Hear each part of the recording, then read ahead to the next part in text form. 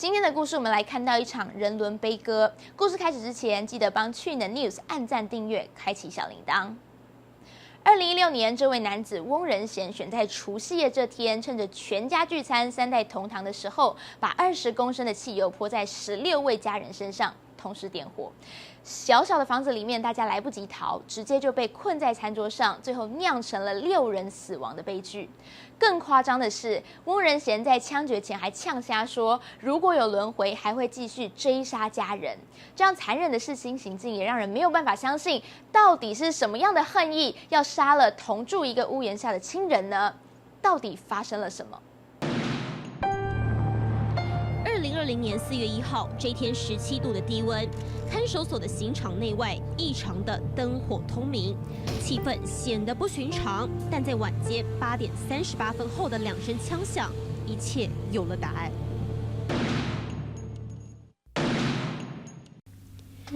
被执行枪决的正是在除夕夜企图烧死所有家人的死囚翁仁贤。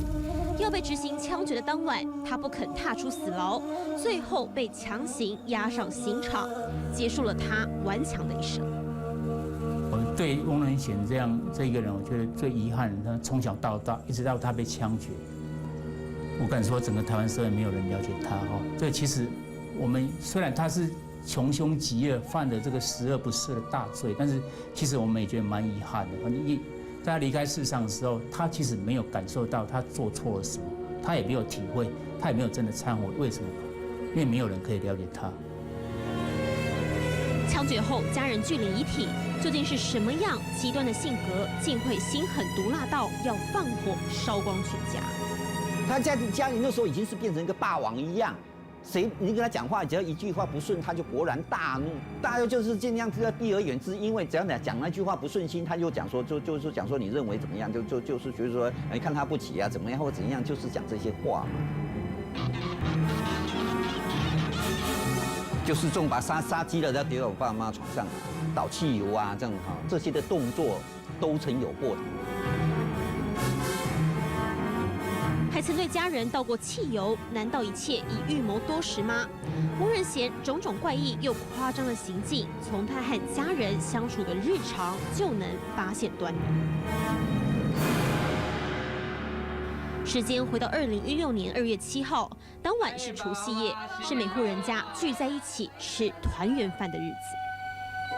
那么小的一个地方，10几个人遇到火警的时候，那种慌乱跟每个人都想逃着那种，甚至可能会有推挤的状况，其实都已经现场就懂了，都可以想到那个推挤。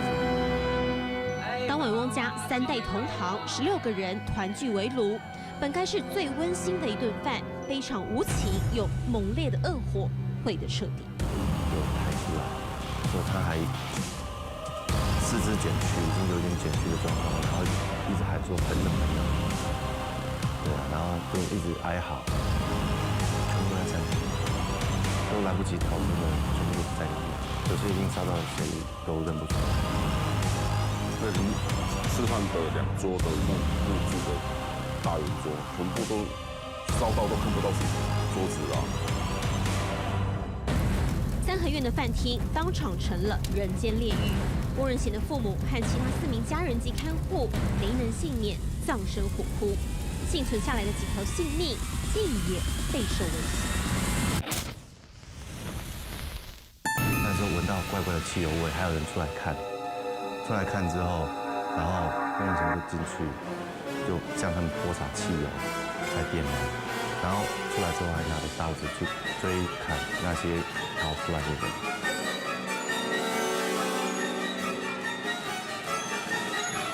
有他的其他的家属。那还有他侄子在现场，就跟他扭打。是有什么样不共戴天之仇吗？就连好不容易逃出来的家人也不放过。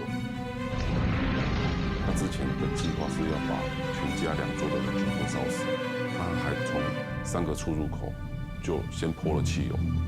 对人泼汽油，第一个就是最疼他的妈妈，就往他妈妈的身上泼，再泼他爸爸，才泼其他2桌的人。往那2根老弱妇孺的桌子上撒汽油，然后点火2、3分钟，全部就陷入火海。接着我女儿从里面出来，我女儿从大厅这种衣服着火的出来，就赶快去门前面去把她抱住，然后把身上火就拍灭，然后不断的安慰她说：“总不要怕，不要怕，爸爸会救你，爸爸会救你。”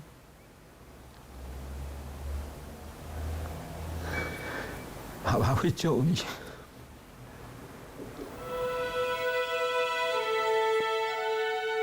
他讲的这种好像好痛，我不断的跟他讲不要怕，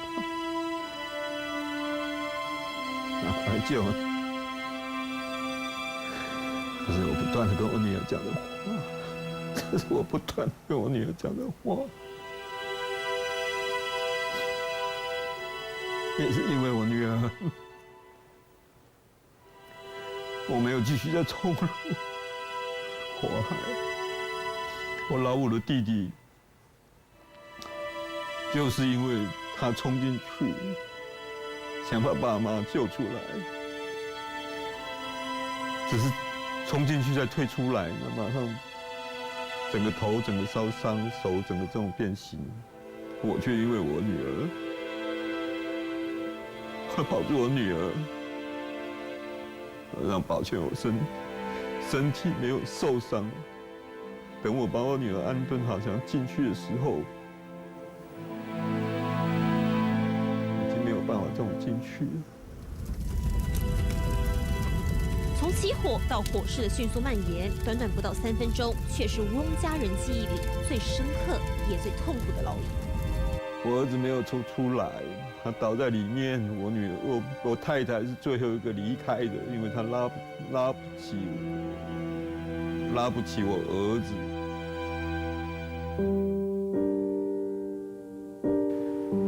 我们全家就是说我所有的至亲，就在这2、3分钟里面全部离开。值得注意的是，翁仁贤在被媒体拍到的时候，露出了让人不解的表情和动作，是笑吗？还是挑衅？精神科医师分析，这些微妙的表情其实藏有深意。这背后的原因究竟是小时候的家庭关系，还是他自己的人格特质呢？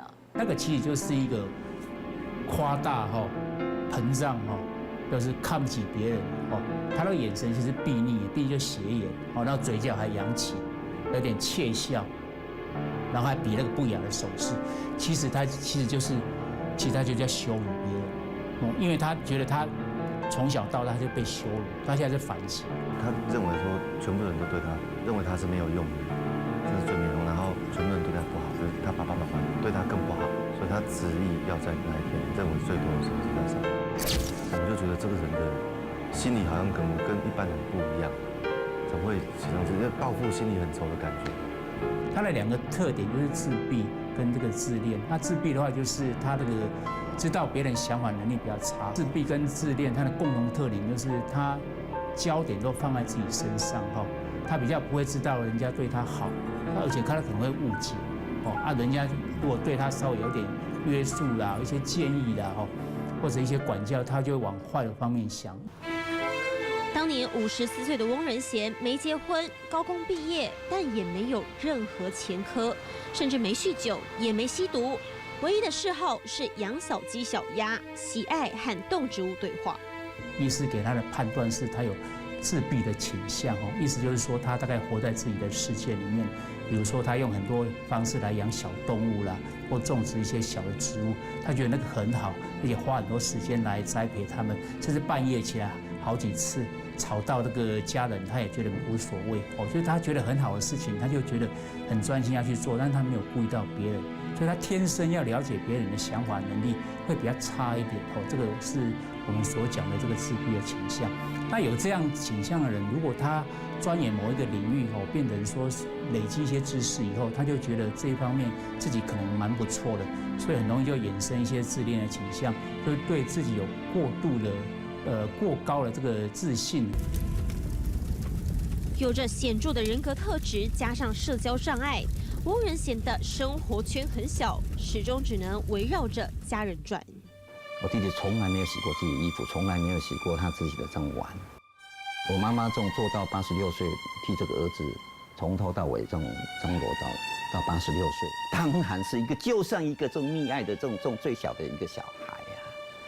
我妈对他这一直，他再怎么骂他，他都说没有什么还口，人默默的在做到最后一刻。对人泼汽油，第一个就是最疼他的妈妈，往他妈妈的身上泼，再泼他爸爸，才泼其他2桌的人。翁先生，父母亲生你养你，到现在还不后悔吗？是不是欠家人一个道歉？想太多了吧？他甚至洋洋洒洒列出了母亲的3大罪状：一，在他还是学生时做错事了，妈妈到学校责骂他；二，老母亲一辈子务农，不想翁仁贤也这么辛劳，因此不准他报考畜牧系；三，不满妈妈老在他朋友面前管东管西，让他颜面尽失。这些在一般人看来都是可忍受之事，但在翁仁贤的心里却是把他们无限放大，到了罪大恶极的地步。我这个弟弟是认为说，只是讲说那个女人啊，她早就该死了，早就想把她杀死了。自恋的倾向就是对自己有过高的这种看法自尊过于这个膨胀但是他基本上内心是脆弱的。为什么？因为这样的人性格的人的话，他就是从小需要人家肯定跟赞赏，他非常脆弱，大概他随时都需要别人的肯定跟赞赏。如果没有的话，他就觉得是不是你们瞧不起我？原来像翁仁贤这样极端自恋加上自闭性格的人，极度容易感受到被冒犯，任何一点谩骂都会在他心里累积，燃起反抗的火苗。在精神科医师看来，称作自恋式复仇。我不做一些复仇举动的话，一生好像就是被这样被羞辱，被人家看不起，好像我真的是一个没有用的人一样所以我们讲这个字眼就比较严重，它是一个复仇，但的确是因为这个是自尊被踩到底以后所衍生的这个反击式的举动。那我要怎么样复仇你？我不可能羞辱你，那我就只好把你杀了。他就认为就是说你就是看不起我，你就是这句话就是说这种就是针对我，就把它解决了这样，就是因为性格上的偏移。所以我2哥帮嘛，他到最后就是说噼啪就3年走人，然后就是开始变成仇人。所以他在跟我们这任何的合作，任何他做的小生意，到最后绝对是失败收场，因为他小钱他不要赚，反正那钱都不是他的嘛，他没有真正的好好赚过这种钱嘛。翁仁贤从小自认有着几分小聪明，满脑想着赚大钱，哥哥们甚至纷纷协助他创业，但无法持之以恒，加上偏激的性格，让他每一次的创业结果都是不了了之。讲我说全家集体凌虐他，谁有这个时间去集体凌虐他？他自己的失败为自己找一个借口，都讲别人害的。他想说这些我比你更聪明，我应该比你们更有成就。为什么我会这样？就是你们这种剥夺我的机会啊！他能够极尽侮辱法官、侮辱记者、侮辱法警的能事。那时候法官曾经问他说：“你为什么在犯下这个案子之前买了一系列的书，叫做《高明的杀手》？你是不是想要犯案？”他竟然很不屑说：“你法官是无读过册啊，你是不捌理哦。《高明的杀手》是一套自然科学的书你要不要多读点书再来跟我谈？”为什么每次都对我们不耐烦？下次不我采访可以再多话。你为什么要向法官多读一点书？这个时间点他被枪决就结束了而是因为其实在他死后，我们还是要想办法去了解他。但这个也不是说他家人的错，也不是他周遭的人的错，而是他真的是不是一个很好了解的这样一个人那怎么办？怎么办？就是其实从这个事件，我们社会要反省。在除夕夜纵火烧死6名至亲，甚至企图灭门，带给家人无限悲痛。但在这名死囚翁仁贤的成长过程里，或许需要的仅是一份理解和认同。他既然不能同理我们要能够同理他，我们中间的隔阂才会消失，这样我们才有能力去让他知道说，我们这个社会周遭的人其实是关心他的，我们不是要否定他。很多人可以了解他，他也觉得被了解，他那个攻击性就不会出来。这样的社会案件不断的提醒我们，不管站在什么样的角度，都应该让家成为爱的地方，而不是互相伤害的地方。你怎么看待翁仁贤的案子呢？去年的 news， 我是 Cindy 吕，喜欢今天的内容，欢迎留言跟我们讨论，也不要忘了按赞、订阅、开启小铃铛，或追踪我的粉丝团，才不会错过我们的最新资讯哦。我们下次见，拜拜。